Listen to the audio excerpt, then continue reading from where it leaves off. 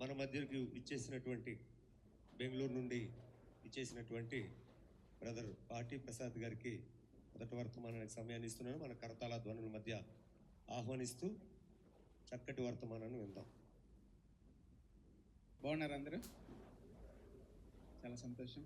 దేవుడు ఇచ్చిన అవకాశం బట్టి దేవుడికి నా యొక్క కృతజ్ఞతలు తెలియజేస్తున్నాను. అలాగే విజయప్రసాద్ గారికి, హైపర్గాడ్ మినిస్టర్స్ వారికి నా యొక్క వందనం తెలియజేస్తున్నాను. అలాగే మీ అందరికి కూడా యేసుక్రీస్తు వారి పేరిట మరొకసారి వందనం తెలియజేస్తున్నాను. చాలా సంతోషం. ఎన్నో మెసేజెస్ మీరు వింటున్నారు. ఎవరు ఖాళీగా లేరు. ప్రతి సమయంలో ఉదయం, మధ్యాహ్నం, సాయంత్రం వింటూనే ఉన్నాం. ఇది గత సంవత్సరాలుగా ఒక 4-5 రోజులు మనం ఇలా కూడుకొని దేవుని వాక్యాన్ని మనం విని బలపడి దేవునిలో నిలబడడానికి మరి యొక్క సెమినార్లు మనకు ఎంతగానో దోహదపడుతున్నాయి. దాన్ని బట్టి నిజంగా మనం దేవునికి కృతజ్ఞతాస్తుతులు చెల్లించాలి. ఈరోజు నేను ఒక చిన్న మెసేజ్ని మీకు అందించాలని అనుకుంటున్నాను. మీలో ఎంతమందికి తెలుసు ఈరోజు భారతదేశము ఇంత బాగా అభివృద్ధి చెందిందనంటే దాని వెనకాల దేవుని కృప, దేవుని భక్తుల త్యాగాలు, దేవుని భక్తుల ప్రాణ త్యాగాలు ఉన్నాయని ఎంతమంది తెలుసు? ఒకసారి చేయలేపుతారా? ఒకసారి. ఈరోజు భారతదేశం ఇలా కలకల్లాడుతుందంటే దాని వెనకాల ఎంతోమంది మిషనరీల త్యాగం ఉంది, వారి కష్టం ఉంది. వారి ప్రాణాలు బలిపెట్టారు, వారి కుటుంబాలను వదిలేసుకున్నారు, వారు పుట్టినటువంటి పరిసరాలను, రాజ్యాలను, దేశాలను వదులుకొని మన దేశానికి వచ్చారు. దాదాపుగా 1500 సంవత్సరాల్లో, 1600 సంవత్సరాల్లో, 1700 సంవత్సరాల్లో ఎక్కువ అభివృద్ధి చెందింది, ఎక్కువ మార్పులు కలిగాయి. మీ అందరికీ తెలుసు మదర్ తెరిసా, విలియం కేరీ, ఇలా చెప్పుకుంటూ పోతే ఎంతమంది మిషనరీసు, బిషప్సు. ఈరోజు భారతదేశంలో ఇంత చక్కగా మనము విద్య, వైద్యము, మానవత్వపు విలువలతో ఉన్నాము అని అంటే, బీద బడుగు వర్గాలు కూడా ఎదిగాయి అని అంటే, చదువుకోలేని పరిస్థితిలో నుంచి ఈరోజు డిగ్రీలు, పిహెచ్డీలు చేసి అమెరికాకు, కెనడాకు, ఆస్ట్రేలియాకు వెళ్ళి చక్కగా స్థిరపడేటువంటి అవకాశాలు వచ్చాయనంటే క్రైస్తవుడి ఒక త్యాగము దాని వెనకాల ఉంది. అవునా? ఒక్కసారి ఆలోచించుకోండి. ఇప్పటి వరకు కూడా మనకి ఇంకా చదువు రాకపోయిండుంటే, వైద్య సదుపాయం లేకపోయిండుంటే, మనం ఇంకా బలహీన వర్గాలుగా ఉండుంటే, బానిసత్వంలోనే బ్రతుకుతూ ఉండుంటే ఎలా ఉండేది? పొద్దున్నుంచి మనం విన్నాము. మనము ఈ ఆడవాళ్ళ గురించి, స్త్రీల గురించి, వాళ్ళు పడ్డటువంటి ఆ యొక్క కష్టాల గురించి మనం పొద్దున్నుంచి చూసుకుంటూనే ఉన్నాం. అవి కనుక ఇప్పటికీ కూడా అలాగే కంటిన్యూ అయి ఉంటే ఎంత దౌర్భాగ్య స్థితిలో ఉండేవాళ్ళం, మనం ఎంత బాధపడేవాళ్ళం కదా. అంటే ఎన్నో మార్పులు జరిగాయి. అలా జరిగిన మార్పులలో ఎక్కువ మంది క్రైస్తవుల మిషనరీల త్యాగాలే ఉన్నాయి, కష్టాలు ఉన్నాయి. అవునా కదా? దీనికి అందరూ ఏకీభవిస్తారు. ఈ రోజుల్లో రాజకీయ నాయకులు మాట్లాడినా కూడా క్రైస్తవ్యాన్ని గురించి మాట్లాడాలంటే ప్రేమ, కరుణ, త్యాగము, సేవ, అది సోషల్ సర్వీస్ అనొచ్చు. లేకపోతే అది చాలా ఎంతో విలువైనది. దాని ద్వారా ఎన్నో బ్రతుకులు, కుటుంబాలు మారాయి. అదందరూ ఒప్పుకోవాల్సిందే. అయితే వారు పడ్డటువంటి ఈ యొక్క కష్టాలు కానీ, వారు చేసినటువంటి త్యాగాలు కానీ, వారు తీసుకొచ్చినటువంటి మార్పులు కానీ ఒకవేళ నేటి క్రైస్తవ్యము దాన్ని పాడు చేస్తుందా, లేదా వారు చేసిన త్యాగాలను అలాగే కొనసాగిస్తుందా, లేదా వారు చేసినటువంటి త్యాగాల ద్వారా వచ్చినటువంటి ప్రతిఫలాన్ని నేటి క్రైస్తవ్యము కొనసాగిస్తుందా, లేదా నిలబెట్టుకుంటుందా అని ఒక్కసారి మనల్ని మనం పరీక్షించి చేసుకోవాలి. ఒక్కసారి ఈ విషయంలో మనము ఒక్కసారి ఆగి, ఓ క్రైస్తవుడా, నేను ఈరోజు క్రైస్తవుగా బ్రతుకుతున్నాను కదా, నాకు లేదా నా సంఘములో లేదా నా క్రైస్తవ జీవితంలో ఒకప్పటి క్రైస్తవ్యానికి ఉన్నటువంటి విలువలు ఇప్పుడు దేవా అని ఒక్కసారి మీ హృదయాన్ని తాకి ఆలోచించండి. ఒక్కసారి అందరూ ఒకసారి హృదయాన్ని ఇలా తాకండి. అందరూ దయచేసి అందరూ మీ గుండె మీద చేసుకోండి. అందరూ ఒకసారి ఆలోచించండి. ఒక క్రైస్తవుడిగా క్రీస్తు నేర్పించిన బాటలో మనం వెళ్తున్నామా అని ఒకసారి ఆలోచన చేసుకుంది. ఎందుకనంటే నేటి క్రైస్తవ్యము ఎలా ఉంది, దానికి మనం ఏం చేయాలి అని కొన్ని విషయాలు మనం ఈరోజు నేర్చుకోవాలి. దాని గురించే మనం ఇప్పుడు మాట్లాడుకోబోతున్నాం. లేదనంటే మనము ప్రమాదంలో ఉన్నామని అర్థమవుతుంది. అర్థం చేసుకోవాలి, మనల్ని మనం మళ్ళీ కట్టుకోవాలి. లేకపోతే ఈ యొక్క క్రైస్తవ జీవితము దుర్వినియోగం అవుతుంది. ఏనాడైతే మనము బాప్తిసం తీసుకున్నామో, ఏనాడైతే ఈ లోకం నుంచి వేరై ఇక నుంచి ఈ లోకానికి నేను వేరవుతున్నానో, బాప్తిసం తీసుకున్నానో, ఒక క్రైస్తవునిగా బ్రతుకుతానో, నేను క్రీస్తుని చూపిస్తాను, లేదా క్రీస్తుకి రాయబారిగా నేను ఉంటాను, లేదా క్రీస్తుకి అంబాసిడర్గా ఉంటాను, పరిచర్యలో ఒక సేవకుడిగా ఉంటాను, లేదా క్రీస్తుని నేను ఇక్కడ చూపించాలి నా జీవితం ద్వారా, నా కుటుంబం ద్వారా, నేను ఉద్యోగంలో ఉన్నప్పుడు, నేను సంఘంలో ఉన్నప్పుడు, నేను బయట ఉన్నప్పుడు. అలా నిర్ణయం తీసుకొని వచ్చిన వాళ్ళమే మనమంతా, అవునా కదా? యేసుక్రీస్తులోకి మనం ఎందుకు వచ్చాము? మన జీవితాలు, మన పాపాలు, మన పాత జీవితము అది దేవునికి ఇష్టముగా లేదు. కాబట్టి మన పాపమును కడుక్కొని ఇప్పుడు మనం నూతన జీవితంలోకి వచ్చాము. అవునా? అవునా కదా? అవునా? అవునని చెప్పండి ఒకసారి. అవును. అయితే ఇప్పుడు క్రైస్తవునిగా బ్రతుకుతున్నావా, లేదా మళ్ళీ లోకంలో కలిసిపోయావా? క్రీస్తుని నమ్ముకొని క్రీస్తుని రిప్రజెంట్.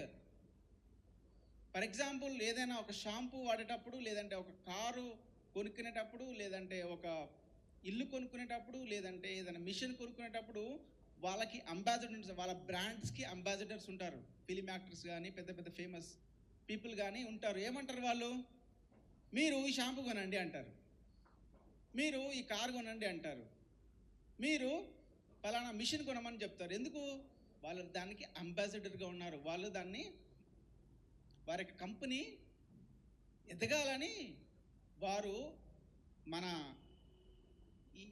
ఈ యొక్క పీపుల్కి, లేకపోతే పబ్లిక్కి తెలియజేస్తున్నారు అన్నమాట. ఎందుకు? వారి యొక్క కంపెనీ ఎదగాలని. ఈరోజు పౌలు ఏమన్నాడు? నేను క్రీస్తుని పోలి నడుచుకున్న ప్రకారము మీరు కూడా నడుచుకోవాలన్నాడు. అంటే మనము క్రీస్తుని పోలి నడుచుకున్నప్పుడు ఏమవుతుంది? మనము క్రీస్తుని వ్యాప్తి చేయాలి, క్రీస్తు లక్షణాలని ప్రకటించాలి, క్రీస్తు సేవలను, క్రీస్తు లక్షణాలను సమాజంలో వెదజల్లాలి.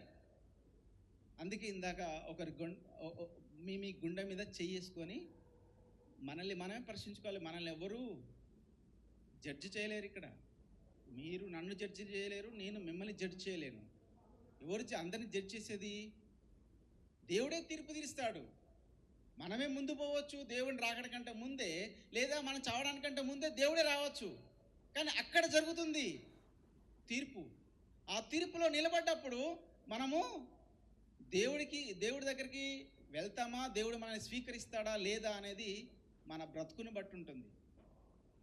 చివరిగా మనము విషయంలోకి వస్తే, నాడు క్రైస్తవ మిషనరీలు, క్రైస్తవ సహోదరులు, క్రైస్తవ పితరులు చేసినటువంటి త్యాగాలను మనము అభినందించి వాటిని రుచి చూచి ఇతరులకు అలాగే పాస్ చేస్తున్నామా?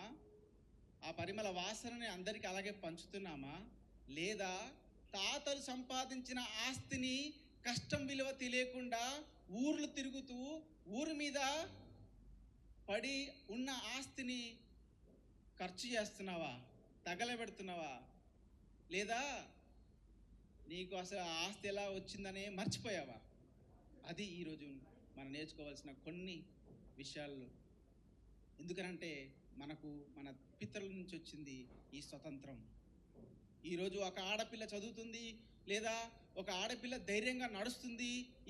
ఈరోజు మనకి ఒక ప్రింటింగ్ ప్రెస్ ఉంది, ఒక పేపర్ ఉంది, ఒక న్యూస్ ఉంది, ఒక మీడియా వచ్చింది, ఒక రోబోటిక్స్ వచ్చాయి, శాస్త్రాలు వచ్చాయి, హెల్త్ అభివృద్ధి చెందింది అని అంటే దాని వెనకాల క్రైస్తవుల త్యాగం ఉంది.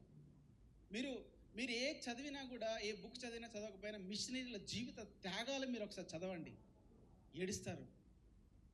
ఎందుకంటే భారతదేశం ఊరికే అలాగే ఇంప్రూవ్ అయిపోలేదు, భారతదేశం ఊరికే అలాగే ఎదిగిపోలేదు. దాని వెనకాల ఎంతోమంది రక్తం ఉంది. మీకు వీలైతే దయచేసి చెప్తున్నాను కదా, చదవాలి, తెలుసుకోవాలి.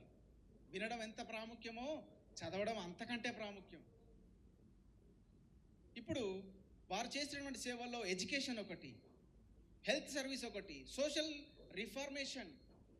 రిఫార్మేషన్లో అంటరానితనం, క్యాస్ట్, చైల్డ్ మ్యారేజెస్, ఆ తర్వాత ప్రింటింగ్ అండ్ పబ్లిసిటీ, తర్వాత కేర్ ఆఫ్ ట్రైబల్స్ యొక్క అభివృద్ధిని వాళ్ళు చేశారు. అలాగే మానవత్వపు విలువలు బయటికి తీసుకురావడానికి ఇలా భయంకరమైనటువంటి ఈ నేచర్ ప్రాబ్లమ్స్ ఉంటాయి కదా, ఎర్త్క్వేక్, లేకపోతే సునామీలు, లేకపోతే అక్కడ జరిగినటువంటి కొన్ని అనివార్య కారణాలు ఉంటాయి, ప్రకృతిలో జరిగినటువంటి డిసాస్టర్స్ ఉంటాయి. ఆ టైంలో క్రైస్తవులే సేవ చేసింది కూడా.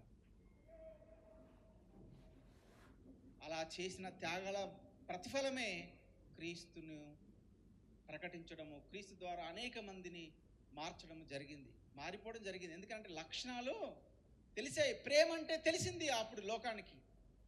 అంతవరకు సహాయము, రెడ్ క్రాస్, లేకపోతే గుడ్ సమరిటియన్ ఇలాంటివి లేవు. ఇలాంటి క్లిష్ట పరిస్థితుల్లో సమాజం అంతా దుర్పరిస్థితిలో ఉన్నప్పుడు క్రైస్తవులే సహాయం చేయడానికి ముందొచ్చింది. ఈరోజు దేవుడు మనకు సంఘం ఇచ్చాడు, మనం హ్యాపీగా బ్రతకడానికి మనకు స్వేచ్ఛ ఉంది, స్వాతంత్రం ఉంది. మనం హ్యాపీగా పాటలు పాడడానికి, వాక్యం నేర్చుకోవడానికి మీడియా ఉంది, బైబిల్ ఉంది. కానీ క్రీస్తు మన హృదయాల్లో ఉండి, మన జీవితాల్లో ఉండి ప్రతిఫలిస్తున్నాడా లేదా? కొన్ని సమస్యలు ఉన్నాయి. ఆ సమస్యల నుంచి మనం ఎలా బయటపడాలి, ఆ సమస్యలను మనం ఎలా ఎదుర్కోవాలి అని కొన్ని విషయాలు మనం చూసుకొని మనం ముందుకు వెళ్దాము. మొదటిగా సంఘాల మధ్యలో ఐక్యమత్యం. సంఘాల మధ్యలో, లేకపోతే క్రైస్తవుల మధ్యలో, లేకపోతే విశ్వాసుల మధ్యలో ఐక్యమత్యము తగ్గిపోతుంది. మీరు చూడండి, వేరే కమ్యూనిటీలను చూడండి, వేరే మతాలను చూడండి, ఏదైనా సమస్య వస్తే ఒక్కటైపోతారు, అవునా కదా?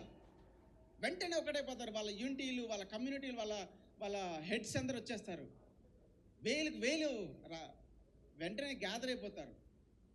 కానీ ఒకే దేవుని నమ్ముకున్న మనలో విభేదాలు ఉన్నాయి. ఒకే సంఘంలో ఉన్న వాళ్ళకు కూడా విభేదాలు ఉన్నాయి. ఒకే సత్యంలో ఉన్న వాళ్ళకు కూడా విభేదాలు ఉన్నాయి. ఒకసారి కనుక మీరు కొరింథీయులకు రాసిన పత్రిక, మొదటి పత్రిక 1వ అధ్యాయము 10-11 చదువుదామా? సహోదరులారా, మీరందరూ ఏకభావముతో మాట్లాడవలననియు, మీలో ఘర్షణ లేక, కక్షలు లేక, ఏక మనస్సుతోనూ ఏక తాత్పర్యముతోనూ మీరు సన్నద్ధులై మన ప్రభువైన యేసుక్రీస్తు పేరిట మిమ్మల్ని వేడుకొనుచున్నాను. మీరు ఒకసారి ఆలోచించండి, మనమంతా నమ్ముకున్నది ఒకే దేవుణ్ణి, మనం అందరిని చూపించాల్సింది ఒకే దేవుణ్ణి, మనం అందరం పాటించాల్సింది కూడా యేసుక్రీస్తుని మాత్రమే, బైబిల్ని మాత్రమే. ఇలా ఉన్నప్పుడు అందరూ ఒకేలా ఉండాలి.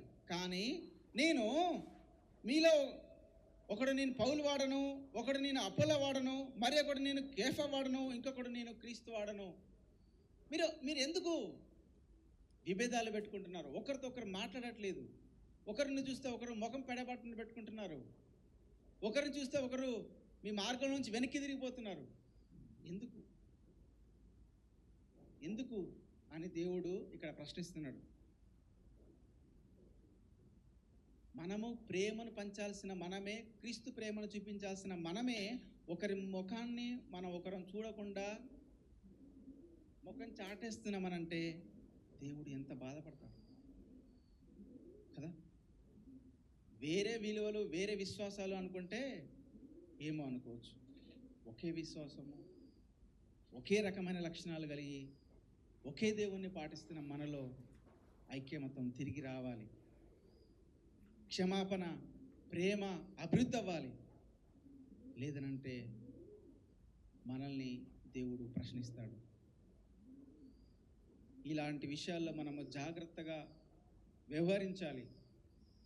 కూర్చొని మాట్లాడుకోవాలి.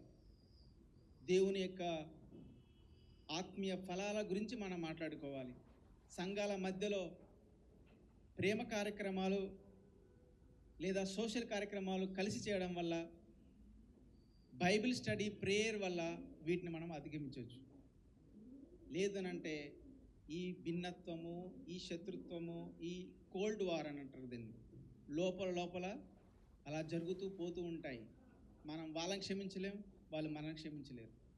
మనం ఒక్కటిగా ఉండలేము, ఒక్కటిగా బ్రతకలేము. సో ఈ విరోధాలు మనకు వద్దు. నెక్స్ట్ పాయింట్, సూపర్ఫిషియల్ ఫెయిత్, సన్నగిస్తున్నటువంటి ఫెయిత్. ఒకసారి మీరు మత్తయి సువార్త 15వ అధ్యాయము 7-9, మరొకసారి మత్తయి సువార్త 15వ అధ్యాయము 7-9. వేషధారులారా, పెదవులతో గణపరచుదురు కానీ వారి హృదయం నాకు దూరముగా ఉన్నది. మనుషులు కల్పించినటువంటి పద్ధతులు దైవోపదేశములను బోధించుచు నన్ను వ్యర్థముగా ఆరాధిస్తున్నారు. ఇప్పుడు అందరూ మనుషులు కల్పించిన పద్ధతులు పాటిస్తున్నారని చెప్పట్లేదు ఇక్కడ. కానీ ఒక్కసారి ఒకప్పుడున్నటువంటి క్రైస్తవ్యానికి ఇప్పుడున్నటువంటి క్రైస్తవ్యానికి తేడాలు కనబడుతున్నాయి.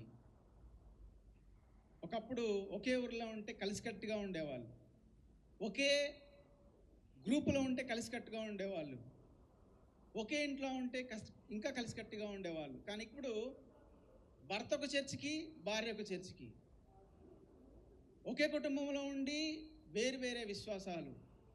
కొంతమంది మరియమ్మను పూజిస్తే కొంతమంది యేసుక్రీస్తుని పూజిస్తున్నారు, కొంతమందిని యెహోవా సాక్షులు పూజిస్తున్నారు, అంటే యెహోవా సాక్షులు ఫాలో అవుతున్నారు, కొంతమంది బ్రదర్ అని ఫాలో అవుతున్నారు. అంటే ఒకే కుటుంబంలో ఉన్న ఒకే రకమైన బైబిల్ కలిగి ఉన్నా కూడా వివిధమైనటువంటి పద్ధతులు.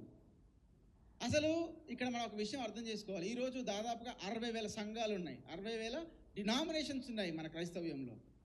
60,000కు పైగా డినామినేషన్స్ ఉన్నాయి. ఇవన్నీ వచ్చింది బోధ ద్వారా వచ్చినవి కాదు, ఇవి బైబిల్ ద్వారా వచ్చినవి కాదు. ఇవి మనుషులలో కలిగినటువంటి మిస్అండర్స్టాండింగ్ వల్ల ఒక్కొక్కరు విభజించుకుంటూ విడిపోయి ఇలా వచ్చాయి. ఇది చాలా పెద్ద టాపిక్ చెప్పాలంటే. ఇక్కడ కూడా అంతే. ఇక్కడ కూడా మనము మనుషులు కల్పించేటువంటి పద్ధతుల ద్వారానే వెళ్తున్నాం. కానీ దేవుడు చెప్పినటువంటి ఈ యొక్క ప్రక్రియలో, దేవుడు చెప్పినటువంటి ఈ యొక్క మాటలలో, దేవుడు చెప్పినటువంటి పద్ధతుల కంటే మనుషులు కల్పించేటువంటి పద్ధతుల మీద ఎక్కువ ఫోకస్. మీరు ఒకసారి ఆలోచించండి. ప్రేమను, కరుణను ప్రకటించవలసిన మనమే సంఘాలలో పాస్టర్లు కొట్టుకుంటే ఎలా ఉంటుంది? అవునా? ఎవరికి నచ్చుద్దా? అన్యులు మనం చూసినప్పుడు ఏమనుకుంటారు? ఎంతమంది చూయలేదండి సంఘాల్లో కొట్టుకున్నప్పుడు? చేయలేకపోయినా ఒకసారి యూట్యూబ్లలో పాస్టర్లు కొట్టుకునేది చూడలేదా మీరు? కానుకల గురించి కొట్టుకుంది మీరు చూడలేదా? ఆస్తుల గురించి కొట్టుకునేది మీరు చూడలేదా? యూట్యూబ్లో ఉన్నాయి, చూడండి. ఏ విలువలు నేర్పించాల్సిన మనమే కొట్టుకుంటూ ఉంటే మనం సంఘానికి, బయట వాళ్ళకి ఏం నేర్పిస్తాం? మనం చెప్తే ఎవరైనా వింటారా? లేదు. ఇలా ఎవరికి ఇష్టం వచ్చిన పద్ధతులు వాళ్ళు పాటించుకుంటూ పోతే దేవుణ్ణి చెప్పినటువంటి విషయాలను మనం పాటించేది ఎప్పుడు? ఇంకా మనుషులకు దగ్గర అవుతున్నాము, దేవునికి మనము దూరం అవుతున్నాము. ఇవన్నీ గొడవలతో, ఆత్మతోనూ సత్యముతోనూ దేవుని ఆరాధిస్తే సరిపోతుంది. అవునా కదా? ఈరోజు 40,000 నుంచి 60,000 డినామినేషన్స్ రావడానికి కారణం ఎవరు? నీకు నాకు పడకపోతే నువ్వు ఒక సంఘం నేను ఒక సంఘం పెట్టుకున్నావు అంతే.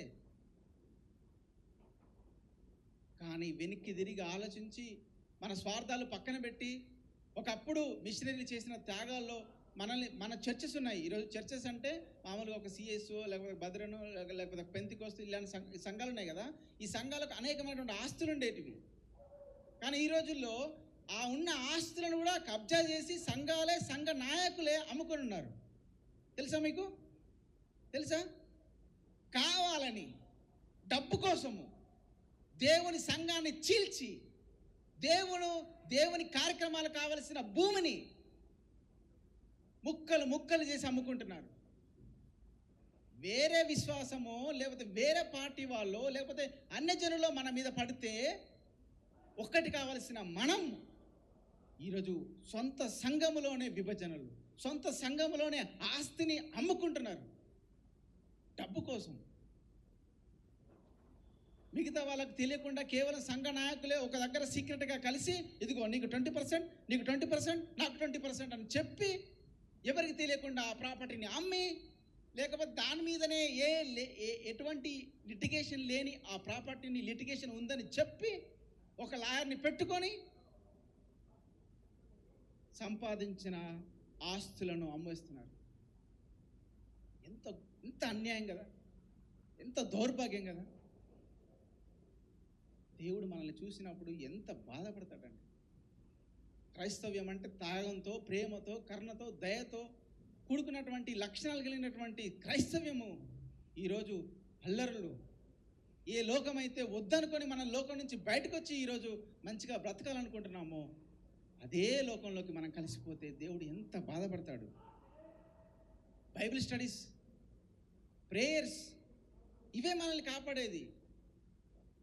ఈ 6 రోజులు ఎంత వాక్యాన్ని మనం నేర్చుకుంటున్నాం కదా. 6 రోజులు ఇంటికి వెళ్ళిన తర్వాత ఫస్ట్ 10 రోజులు బాగుంటాం, ఆ తర్వాత 4 రోజులు పర్లేదు, ఆ తర్వాత నెల ఓకే, ఆ తర్వాత మళ్ళీ లోకం. ఇలా అయితే ఎలా? మనకంటూ మనం ఎన్నిసార్లు బైబిల్ చదువుతున్నాం, మనకంటూ నేను ఎంత బైబిల్ స్టడీ చేస్తున్నాను, ఎంత నేర్చుకుంటున్నాను, ఎవరికి వాక్యాన్ని ప్రకటిస్తున్నాను అని మనల్ని మనం పరిశీలన చేసుకోవాలి. తర్వాత నెక్స్ట్ ప్రాస్పరిటీ గాస్పల్, లేకపోతే లోక సంబంధమైనవి. ఒకప్పుడు క్రైస్తవులంటే లోకంలో కాదు, లోకం బయట ఉండేవాళ్ళు. ఒకప్పుడు క్రైస్తవులంటే పైన వాటిని వెతికేవాళ్ళు. ఈరోజు క్రైస్తవులంటే కొన్ని సంఘాలలో కారుంటేనే, కొన్ని సంఘాల్లో నీకు ఎంత పెద్ద బిల్డింగ్ ఉంది, ఎన్ని కోట్ల ఆస్తి ఉంది, నువ్వు సంఘానికి ఎంత ఇస్తున్నావు, ఎన్ని కోట్లు ఇస్తున్నావు, నీ పిల్లలు ఏం చదువుతున్నారు, ఫారిన్లో ఉన్నారా, ఎంబీబీఏ చదువుతున్నారా, ఇంజనీరింగ్ చదువుతున్నారా? అంటే ఒకప్పటి కులమానం, క్రైస్తవుల కులమానం ఆత్మఫలాలు. కానీ నేడున్నటువంటి అనేకమైనటువంటి సంఘాల్లో కులమానం ఏమైంది తెలుసా? డబ్బు, ఆస్తి, ప్రాపర్టీ, పైన వేషధారణ, లేదా పైన అలంకారము. బీదవాడు ఆ సంఘంలోకి వస్తే పట్టించుకోవట్లేదు చాలామంది. ఆస్తున్న వాళ్ళతోనే మాట్లాడతారు. ఒక సేవకుడు అవ్వాల్సింది పోయి ఒక సేవకుని కొడుకు ఒక సేవకుడిగా కాకుండా అమెరికాలో డాక్టరేట్ చేస్తున్నాడు, అమెరికాలో ఇంజనీరింగ్ చేస్తున్నాడు, అమెరికాలో ఎంబీఏ చదువుతున్నాడు. క్రైస్తవ్యాన్ని, క్రైస్తవ లక్షణాలను పిల్లలకు చెప్పకుండా నువ్వు ట్యూషన్కి వెళ్ళు, నువ్వు ట్యూషన్లోనే ఉండు, గంటన్నర ఎక్స్ట్రా వెళ్ళు, సండే స్కూల్కి లేట్గా పోయినా పర్లేదు, సండే స్కూల్కి పోకపోయినా పర్లేదు, కుటుంబ ప్రార్థన లేకపోయినా పర్లేదు, క్రైస్తవునిగా బ్రతకాల్సిన అవసరమే లేదు అన్నటువంటి పరిస్థితులు ఈరోజు సంఘాల్లో కనిపిస్తున్నాయి. ట్యూషన్కి ఇచ్చేటువంటి విలువ, ఈ స్టేట్ సిలబస్కి, సెంట్రల్ సిలబస్కి ఇచ్చేటువంటి విలువ బైబిల్ స్టడీకి ఇవ్వట్లేదు. అవునా కదా? చెప్పండి. ఇవ్వాలి. మార్పు మనలో మొదలవ్వాలి, మార్పు నీతో మొదలవ్వాలి, మార్పు నాతో మొదలవ్వాలి. మన పిల్లలకి రోజు తరపున మన వాక్యాన్ని వాళ్ళకి ఇవ్వకపోతే, క్రైస్తవ విలువలు నేర్పించకపోతే వాళ్ళు లోకంలో కలిసిపోతారు. మీరు చూస్తున్నటువంటి అనేక మంది పాస్టర్ల పిల్లలు వాళ్ళు చేసేటువంటి యూట్యూబ్ రీల్స్, వాళ్ళు చేసేటువంటి ఆ షోసు చాలా బాధాకరంగా ఉంటున్నాయి. ఈ ప్రాస్పరిటీ గాస్పల్ వల్ల అంటే నువ్వు క్రైస్తవుడు అయితే నీకు డబ్బు ఖచ్చితంగా వస్తుంది అనే పద్ధతులకు తీసుకొస్తున్నారు. నువ్వు ఒక్కసారి క్రైస్తవుడు అయ్యావంటే ఈ నువ్వు లోకంలో ఏదైతే విడిచిపెట్టిపోయావో అదంతా నీకు తిరిగి వస్తుంది అనేటువంటి భ్రమలకు మనం వచ్చాము. ఇప్పుడు ఏ డబ్బు అయితే కేవలం అవసరానికే వాడుకోవాలి అనుకున్నటువంటి పరిస్థితి నుంచి నువ్వు క్రైస్తవుని దేవుని నమ్ముకున్నావా, ఖచ్చితంగా నీకు డబ్బు వస్తుంది, ఖచ్చితంగా నీకు జాబ్ వస్తుంది, ఖచ్చితంగా నీకు పిల్లలు పుడతారు, ఖచ్చితంగా నీకు ప్రాపర్టీ వస్తుంది, ఖచ్చితంగా నీకు అప్పులు పోతాయి, ఖచ్చితంగా నీకు అదవుద్ది, ఖచ్చితంగా నీకు ఇది అవుద్ది అని లేనిపోని ఆత్మీయ సంబంధం కానీ ఈ లోక సంబంధమైనటువంటి విషయాలను సంఘంలోకి తీసుకొచ్చారు, సంఘంలో పెడుతున్నారు. సత్యవాక్యానికి విలువనివ్వట్లేదు, వాక్యాన్ని వాక్యంగా అర్థం చేసుకోవట్లేదు. యేసుక్రీస్తు పుట్టిన విధానము, యేసుక్రీస్తు పెరిగిన విధానము, యేసుక్రీస్తు జీవించిన విధానము, యేసుక్రీస్తు చెప్పిన ఏ పాఠము కూడా మనలో లేకుండా, క్రైస్తవ్యంలో లేకుండా లోకాన్ని అంతా తీసుకొని వచ్చి సంఘంలో పెడుతున్నారు. ప్రాస్పరిటీ గాస్పల్, డబ్బు డబ్బు డబ్బు. మీరు చదవండి ప్రసంగి గ్రంథం 2వ అధ్యాయం 1 నుంచి 10 వరకు. ఇప్పుడు చదవద్దు, చాలా ఎక్కువ ఉంటుంది, కానీ రాసుకోండి. ప్రసంగి గ్రంథం 2వ అధ్యాయం 1 నుంచి 10 వరకు. ఏం కొనుక్కున్నావు, ఏం సంపాదించావు, ఎంతమంది దాసులు ఉన్నారు, ఎన్ని గుర్రాలు ఉన్నాయి, ఎన్ని గాడిదలు ఉన్నాయి, ఎన్ని ఆవులు ఉన్నాయి, ఎన్ని బర్రెలు ఉన్నాయి, ఎంత కారు ఉంది, ఎంత బంగారం ఉంది, ఎంత ప్రాపర్టీ ఉంది, తిను త్రాగు సంపాదించు అనుభవించు, హృదయము ఖుషి పడని అనే ఉంటుంది అక్కడ. సొలొమోను అంత అనుభవించి రాసినటువంటి పాఠము, గుణపాఠం అది. అయినప్పటికీ కూడా ఇవన్నీ చూసి ఇవన్నీ నేర్చుకొని తిరిగి మళ్ళీ అదే పెంటలోకి పోతే దేవుడు మనల్ని ఒప్పుకుంటాడా? క్రైస్తవునిగా ఒక్క లక్షణమైన మనలో ఉందా అని మనల్ని మనం సొంతగా పరీక్షించుకోవాలి. ఎదుటి వారి గురించి పక్కన మనల్ని మనము సొంతగా ఆలోచించుకోవాలి. తిమోతి రాసిన మొదటి పత్రిక 6వ అధ్యాయము 10వ వచనంలో ధనాపేక్ష వద్దు అంటాడు.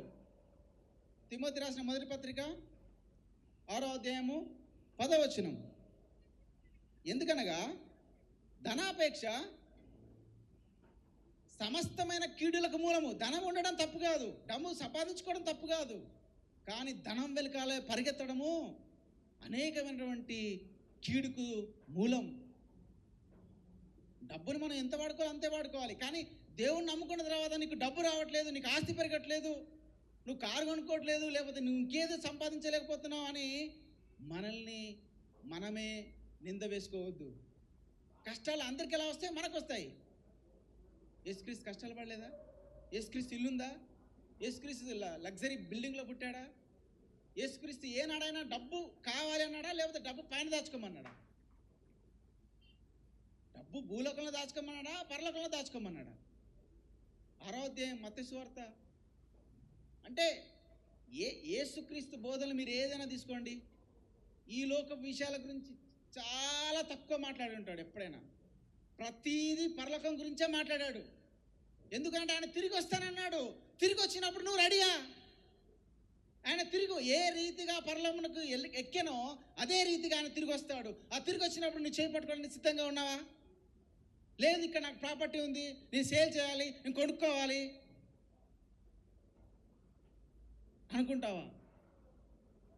ఈరోజులో చాలామంది హార్ట్ అటాక్ వచ్చి చచ్చిపోతున్నారు. వచ్చే సంవత్సరం నేనుంటానో తెలియదు, మీరుంటానో తెలియదు. మొన్న 3 సంవత్సరాల అమ్మాయి హార్ట్ అటాక్ వచ్చి చచ్చిపోయింది. 3 సంవత్సరాల అమ్మాయి హార్ట్ అటాక్ వచ్చి చచ్చిపోయింది. మనకెంతసేపు mobile, phone, Facebook, YouTube, Instagram, సోది, దరిద్రం తప్ప ఏనాడైనా కుటుంబము ఒక్కసారి కూర్చొని గంట సేపు ప్రార్థన చేసుకుంటాము అని భర్త కానీ భార్య కానీ అంటుందా? గుండెల మీద చేసుకోవాలి అందరూ. ఏ భార్య కానీ, ఏ భర్త కానీ, ఏ కొడుకు కానీ, ఏ కూతురు కానీ ఈరోజు మనం గంట సేపు పాటలు పాడి వాక్యం చదివి ఈరోజు దేవుని కనపరుస్తామని అనుకున్న కుటుంబాలు ఎంతమంది ఉన్నారు? ఇదే మన సమక్షంలో వాక్యం ప్రకటించాలి, సువార్త ప్రకటించాలి. మన వాక్యం, మన బ్రతుకు ద్వారా, మన మాటల ద్వారా, మనకున్న లక్షణాల ద్వారా ఒకడు మనల్ని చూసి బేష్, వెరీ గుడ్ రా, నీకున్న ప్రేమ, నీకున్న సహనము, నీకున్న హెల్పింగ్ నేచర్, నీకున్నటువంటి ఓపిక చాలామందికి తక్కువ అని ఎప్పుడైనా మనల్ని మెచ్చుకున్నాడా ఎవడన్నా? ఇంతగా ఎలా ప్రేమిస్తావురా నువ్వు? ఇంతగా ఎలా క్షమిస్తావురా నువ్వు? మీ దేవుడు గొప్పవాడు రా అని ఎవడని చెప్పాడా? అలాంటప్పుడు దేవుడు తిరిగి వచ్చినప్పుడు దేవునితో మనం వెళ్ళగలుగుతామా? ఒక హెల్త్ అంటే కాన్షియస్నెస్ ఉండదు, వాక్యం అంటే భయం ఉండదు, బైబిల్ స్టడీకి అస్సలే లెక్కలేదు, కుటుంబ ప్రార్థన అస్సలే ఉండదు. మనం ఇంకెప్పుడు బాగుపడేది? మనం ఎప్పుడు ఇంకా దేవుడిలో కట్టబడేది? ఇలా ఒకడొస్తాడు ప్రాస్పరిటీ గాస్పెల్ చెప్తాడు, ఇంకొకడు వస్తాడు వాక్యాన్ని చెరిపేస్తాడు, ఇంకొకడు వస్తాడు ఇంకో తప్పు చేస్తాడు, ఇంకొకడు వస్తాడు నిన్ను మాయమాటలు చెప్పి దేవుని దగ్గర నుంచి సత్యవాక్యం నుంచి దూరం చేస్తాడు. ఇలా ఎవరు ఇష్టం వచ్చినట్టు వాళ్ళు సాతాను చేత ప్రేరేపింపబడి మన దగ్గరకు వచ్చి మనల్ని మన సంఘాన్ని నాశనం చేస్తుంటే, ఏ లోకం నుంచి వేరే పారై మనం ఇక్కడ ఒక మంచి కుటుంబంలో బ్రతుకుతుంటే, మళ్ళీ మనం ఈ లోకంలో కలిసిపోతే, దేవునికి దూరం అయితే, ఇక్కడ నువ్వు నేను చనిపోయిన తర్వాత అక్కడ కలుసుకోకపోతే ఎంత బాధ, ఎంత బాధ. ధనం ఉండాలి కానీ ధనాపేక్ష వద్దు. ఆస్తులు ఉండాలి పిల్లలకి ఇవ్వడానికి, కానీ ఆస్తుల మీదే, ఆస్తులు సంపాదించడం కోసమే మనం పుట్టలేదు. మనిషిలో సొంతగా దేవుడిచ్చేటువంటి సంతోషం మన హృదయంలో రావాలి. పడుకుంటే పీస్ఫుల్గా పడుకునే లెవెల్ మనకు రావాలి. నెక్స్ట్ మనం ముందుకెళ్తున్నట్లయితే రోమిలకు రాసిన పత్రిక 12వ అధ్యాయం 2వ వచనం. మీరు ఈ లోక మర్యాదను అనుసరింపక ఉత్తమమును అనుకూలమును దేవుని చిత్తం మీద పరీక్షించి తెలుసుకున్నట్లు మీ మనసు మారి రూపాంతరము పొందుడి. ఈ లోక మర్యాదను వద్దనుకొని మనం వచ్చాము. మళ్ళీ ఇదే లోక మర్యాదలోకి వెళితే మనకి ఇంకా బుద్ధి చెప్పేవాడు ఎవడు? ఎన్ని వాక్యాలు విన్నా, ఎన్ని సెమినార్లకు వచ్చినా, ఎంత యూట్యూబ్లో దేవుని వాక్యము నేర్చుకున్నా, ఇంకా లోకంలో ఉంటే మనకు బుద్ధి చెప్పేవాడు ఎవడు? చెప్పేవాళ్ళు చెప్పినా, తల్లి చెప్పినా, తండ్రి చెప్పినా, పాస్టర్లు చెప్పినా మనం వినకపోతే ఇంకా మారేది ఎప్పుడు? నిన్ను చూసి ఈ లోకం ఒక క్రైస్తవునిగా పరిగణిస్తుందా? యేసుక్రీస్తుని గురించి ఎవరు మాట్లాడినా ఈ లోకంలో, ఈ దేశంలో, ఈ ప్రపంచంలో కొన్ని విలువలు గుర్తొస్తాయి. కానీ నిన్ను చూసినప్పుడు నీ పక్కింటి ఆమె ఏం చెప్తుంది? నిన్ను చూసినప్పుడు నీతో పని చేసేట ఆమె ఏం చెప్తుంది? నిన్ను చూసినప్పుడు, నన్ను చూసినప్పుడు నీ భార్య ఏం చెప్తుంది? నీ భర్త ఏం చెబుతున్నాడు? కేవలం నటిస్తున్నావా అని చెప్తుందా? ఇంకా ఈ లోకంలోనే ఉన్నావని చెప్తుందా? మనం ఆలోచించాలి. ఎందుకనంటే మనము తాతలు సంపాదించిన ఆస్తి అనుభవిస్తున్నాము, మనం సంపాదించట్లేదు. దట్ మీన్స్ ఏనాడు ఈ క్రైస్తవ మిషనరీలు, క్రైస్తవులు పడ్డ త్యాగం కొరకు ఈరోజు మనము ప్రతిఫలంగా అనుభవిస్తున్నామో, దీన్ని మన పిల్లలకి ఇవ్వాలి. ఈ క్రైస్తవ లక్షణాలను, దేవుని లక్షణాలను, బైబిల్ విలువలను మన పిల్లలకి ఇవ్వాలి, మన పిల్లలకి ఇవ్వాలి. లేకపోతే అంతవరకు రాదు. ఎందుకంటే లోకంలో ఇప్పుడంతా క్రూరత్వం, కామం, క్రోధం, మత్సరం పెరిగిపోతుంది. తప్పుడు విలువలు నేర్పిస్తున్నటువంటి సినిమాలు, తప్పుడు ఇన్ఫ్లుయెన్సెస్, రోబోటిక్స్, ఆర్టిఫిషియల్ ఇంటెలిజెన్స్, ఎవరితో ఎవరు మాట్లాడట్లేదు, అన్ని వాట్సాప్లు, ఫేస్బుక్లు, యూట్యూబ్లే. ప్రేమను అర్థం చేసుకునే వాళ్ళు లేరు, బాధను అర్థం చేసుకునే వాళ్ళు లేరు. డబ్బు మీద ఉన్నటువంటి వ్యామోహం, డబ్బు మీద ఉన్నటువంటి ప్రేమ సాటి మనిషి మీద ఉండట్లేదు. అంటే ఇటు లోకంలోనూ ఇటు క్రైస్తవ్యంలోనూ కరువైపోతే ఇంకా మనల్ని కాపాడేది ఎవరు? అర్థమవుతుందా? Next, negligence of gospel and discipleship. అంటే సువార్తన ప్రకటన మనం ఆపేశాం. కరోనా వరకు ఓకే, కరోనా తర్వాత మొత్తమే ఆపేశాం. ఒకప్పుడు ఒక మైకు, ఒక స్క్రీన్, ఒక తెర పట్టుకొని ఇంటింటా వెళ్ళి, లేకపోతే ఊర్లోకి వెళ్ళి మనం ఏం చేసేవాళ్ళము? దేవుని వాక్యం వేసాం, పాటలు వేసేవాళ్ళం, వాక్యాలు వేసేవాళ్ళం, షార్ట్ ఫిలిమ్స్ వేసేవాళ్ళం, దేవుని మెసేజ్లు వేసేవాళ్ళం. కానీ ఇప్పుడు తక్కువైపోయింది. ఒక ఒక పాస్టర్ లేకపోతే ఒక ఒక ఒక సేవకుడు ఇంకొక పాస్టర్ని తయారు చేయాలి. లేకపోతే భవిష్యత్తులో పాస్టర్లు ఉండరు, భవిష్యత్తులో వాక్యం చెప్పే వాళ్ళు తక్కువైపోతారు. అందుకే ఏమన్నాడు మత్తయి సువార్త 28వ అధ్యాయము 19వ వచనం. మత్తయి సువార్త 28వ అధ్యాయము 19వ వచనం. కాబట్టి మీరు వెళ్ళి సమస్త జనులను శిష్యులుగా చేయండి. ఇప్పుడు మన ఇంట్లో శిష్యులను మనం తయారు చేయాలి, ఇంట్లో మన క్రైస్తవులను మనం తయారు చేయాలి. అంటే మన పిల్లలను, భార్యని భర్త, భర్తని భార్య ఒకరికొకరు చెప్పుకోవాలి.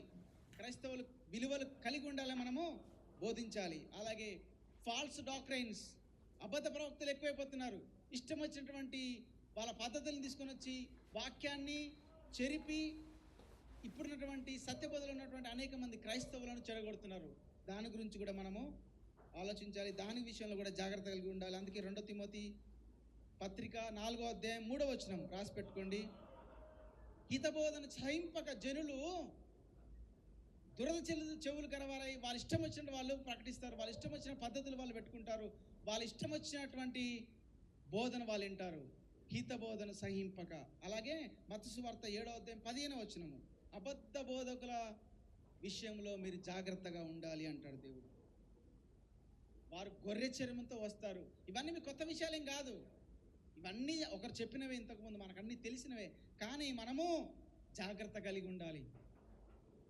ఇంకొక మాట మనం చూసుకుందాము, నులివెచ్చని క్రైస్తవ్యం. ఇప్పుడు ఇది చాలా ఎక్కువైపోతుంది, నులివెచ్చని క్రైస్తవ్యం. ప్రకటన గ్రంథము 3వ అధ్యాయం 16వ వచనం. ప్రకటన 3:16. చల్లగానైనను వెచ్చగానైనను ఉండక నులివెచ్చగా ఉన్నావు. ఇటు లోకంలో లేవు, ఇటు వాక్యంలో లేవు. లోకంలోకి వెళ్ళినప్పుడు లోకంలో ఉన్నట్టుగానే బ్రతుకుతున్నావు, సంఘంలోకి వస్తే పరిశుద్ధుడిలా బిహేవ్ చేస్తున్నావు. ఒక్కసారి సాటర్డే వచ్చింది, సండే వచ్చింది, పార్టీ ఉన్నాయి, పెళ్ళిళ్ళు ఉన్నాయి, బయటికి వెళ్ళాలి, అన్ని జనులతో ఉంటే అన్ని జనులతో ఉన్నట్టుగానే ఉంటున్నావు వేషధారణ. కానీ ఎవరికి నష్టం అది? సంఘంలోకి వస్తే సంఘంలాగా, సంఘంలో ఒక వ్యక్తిలాగా, బయటికి వెళ్తే అన్నిలాగా బ్రతుకుచున్నావు. అది మన కరెక్టేనా? చెప్పు. ఎవరైనా తాగడానికి పిలిస్తే తాగనని చెప్పు, ఎవరైనా ఆటలాడడానికి పిలిస్తే ఆడనని చెప్పు, ఎవరైనా ఇబ్బంది పడితే ఉన్నది ఉన్నట్టు చెప్పు. నేను దేవుని నమ్ముకున్నాను, పవిత్రంగా ఉండాలని చెప్పాలి. లేదనంటే మన ఆత్మకు మనమే బాధ్యులం, ఎవరు బాధ్యులు కాదు. చివరిగా ఇంకొక వచనాన్ని చూసుకొని మనం ముగించుకుందాము. సంఘంలో ప్రేమ కరువైపోతుంది, దయ కరువైపోతుంది. ఒకసారి ఈ రెఫరెన్స్ తీసేయండి, మనం ముగించుకుందాము. యోహాను సువార్త 13వ అధ్యాయము 35వ వచనం. యోహాను సువార్త 13వ అధ్యాయం 35. మీరు ఒకరి ఎడల ఒకరు ప్రేమ గలవారైన ఎడల, దీన్ని బట్టి మీరు నా శిష్యులని, మీరు ఒకరి ఎడల ఒకరు ప్రేమ కలిగి ఉండాలి, మీరు ఒకరి ఎడల ఒకరు దయ కలిగి ఉండాలి, మీరు ఒకరి ఎడల ఒకడు కరుణ కలిగి ఉండాలి, క్షమించాలి, ప్రేమించాలి, సమాధానపరచాలి, ప్రేమను పెంచాలి. మనమే కొట్టుకొని, మనమే గుద్దుకొని, మన వెనకాల మనం వాళ్ళ గురించి వీళ్ళ గురించి చెడుగా మాట్లాడి, ఒకరి మధ్యలో ఒకరికి చిచ్చు పెట్టి, పాస్టర్ నుంచి భార్యని, పాస్టర్ నుంచి భర్తని, పాస్టర్ నుంచి ఉన్న స్నేహితుల్ని వేరు చేసి, లేకపోతే ఇద్దరి కుటుంబాల మధ్యలో చిచ్చు పెట్టి ఏం సాధిస్తావు?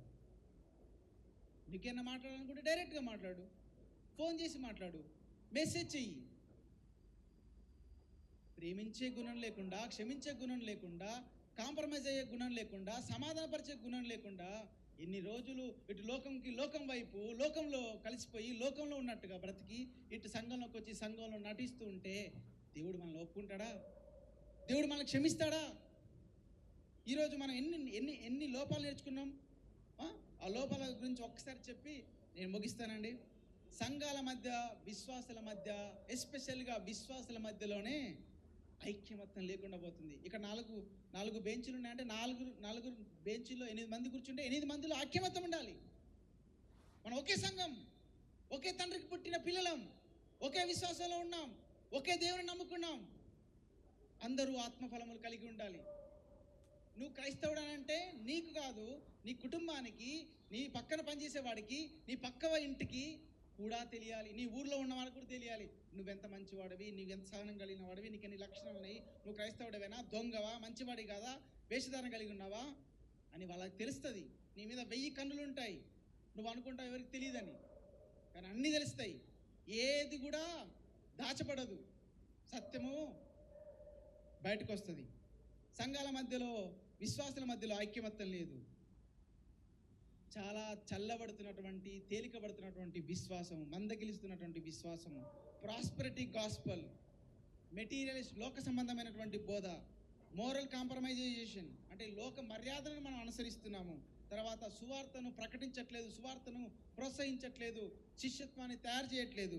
తర్వాత అబద్ధపు బోధలు, అబద్ధపు బోధకులు, అబద్ధపు సిద్ధాంతాలు, నులివెచ్చని క్రైస్తవ్యము, కనుమరుగవుతున్నటువంటి ప్రేమ, శాంతి, సమాధానము, క్షమాపణ, దయ, వీటన్నిటినీ మనం తిరిగి పొందాలంటే మనం చేయవలసిన కొన్ని ఉన్నాయి. అవి బైబిల్ స్టడీ చేయాలి, ప్రార్థనలు చేయాలి, రోజు కుటుంబ ప్రార్థనలు పెట్టుకోవాలి, బైబిల్ని మనం తెలుసుకోవాలి. అలాగే బయట సోషల్ సర్వీస్ యాక్టివిటీస్ మళ్ళీ మనం చేయాలి. బీదలను కనుకరించాలి, బీదలకు సహాయం చేయాలి, వాళ్ళకు సువార్త ప్రకటించాలి, మానవత్వాన్ని పెంపొందించాలి. ఇవన్నీ మనం చేసినట్లయితే దేవుడు మళ్ళీ మనం నిలబెడతాడు. నిజమైన క్రైస్తవులుగా మనం బ్రతుకుతాం. క్రీస్తుని పోలి మనం బ్రతకాలి, వాక్యానుసారంగా బ్రతకాలి. ఒక విషయాన్ని గుర్తు చేసి నేను ముగిస్తానండి. మనం ఎంత వేషధారణ చేసినా, మనం లోపల ఎంత పెట్టుకొని బయటికి ఎన్ని కలర్స్ వేసినా, నిజంగా నీ పక్కోడికి ఇమ్మీడియట్గా తెలిసిపోతుంది. నీ ఇంట్లో వాళ్ళకి తర్వాత తెలుస్తుంది, ఆ తర్వాత నీ కుటుంబంలో తెలుస్తుంది, ఆ తర్వాత నీ ఊర్లో తెలుస్తుంది, తర్వాత సంఘంలో కూడా తెలుస్తుంది. దేవుడికి ఎప్పుడో తెలుస్తుంది. మనం దాచిపెట్టుకోలేము. మనం క్రైస్తవులుగానే బ్రతుకుతాం. కాబట్టి మంచి వాక్య సంబంధమైనటువంటి జీవితంలో బ్రతకాలని కోరుకుంటూ మన ప్రార్థనలో ఏకీభవిద్దామండి. పరలోకమందున మా దేవా, మీకు వందనములు తండ్రి. మీరు ఇచ్చిన అవకాశాన్ని బట్టి మీకు స్తోత్రం నాయన. ఈరోజు క్రైస్తవ్యంలో ఉన్నటువంటి అనేకమైనటువంటి పొరపాట్లు, తప్పిదాలు, మిస్అండర్స్టాండింగ్స్ ప్రభువా, మేమందరము వాటిని ఎదుర్కొని, వాటిని అధిగమించి నిజముగా సత్యములో మేము ఇప్పుడు ఎలాగైతే సత్యంలో ఎదగబడుతున్నామో అలాగే మేము ఎదగాలి. ఈ సత్యవాక్యము తెలియని వారికి మేము ప్రకటించి వారిని మార్చి నిజమైనటువంటి బోధకులుగా, నిజమైనటువంటి విశ్వాసాలుగా వారికి సహాయం చేయటకు పరిశుద్ధాత్మను మాకు అనుగ్రహించి, మరి గొప్ప కార్యములు చేసినటువంటి ఐ ఫర్ గాడ్ మినిస్ట్రీస్ని, అలాగే విజయప్రసాద్ గారిని, అన్నగారికి కావలసిన ఆరోగ్యమును, జ్ఞానమును ఇంకా మెండుగా దయచేసి, అలాగే ఐ ఫర్ గాడ్ మినిస్ట్రీస్లో ఉన్నటువంటి సంఘ పెద్దలకి, సంఘానికి, విశ్వాసులకు తండ్రి కావలసిన ఆత్మీయ ఈవులు దయచేసి, ఈ యొక్క సెమినార్లో పనిచేస్తున్న ప్రతి బిడ్డకి తండ్రి పేరు పేరున కుటుంబము తండ్రి వారికి కావాల్సిన ప్రతి ఈవులు తండ్రి మీరుండి, మేమందరం కూడా తండ్రి నీకు మహిమ తెచ్చి, నిన్ను కనపరిచి, నీలో మేమందరం ఫలించి మరణిస్తే నిన్ను చేరుకునే భాగ్యాన్ని మా అందరికీ నీ దయచేయమని, అటులాగున మా బ్రతుకుని సరిదిద్దమని కోరుచు ప్రభువైన యేసుక్రీస్తు వారి నామములో అడిగి వేడుకొచ్చున్నాం తండ్రి. ఆమేన్.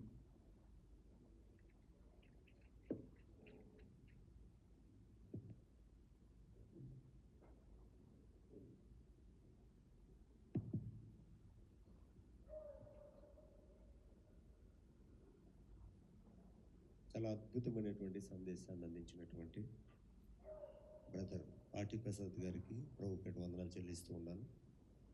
అవును ప్రియులారా, ఐక్యత లేకపోతే సమానత్వం, లేకపోతే ప్రేమ, ఇవన్నీ ఎవరిలో ఉంటాయంటే కేవలం క్రైస్తవ్యంలో మాత్రమే ఉంటాయి.